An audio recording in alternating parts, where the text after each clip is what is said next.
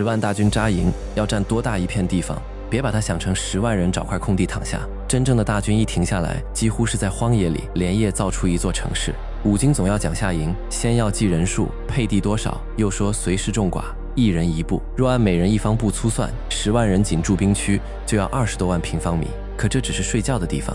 书中还规定，2万人要分成中军、左右军和余后等营。地势宽阔时，每营中间始容一营，必须给道路、调兵和防火留下空地。营内还要安置粮仓、辎重车、战马、草料和炊事区，甚至细到2队共决一侧。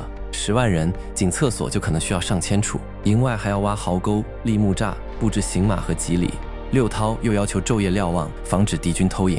所以按这些配置粗略推算，10万大军的营盘可能达到1到3平方公里，再算上取水、放牧和外围警戒，只会更大。10万大军一旦扎营，就不是搭起几万顶帐篷，而是让一座会吃粮、会排污，还必须随时准备作战的城市，在一夜之间拔地而起。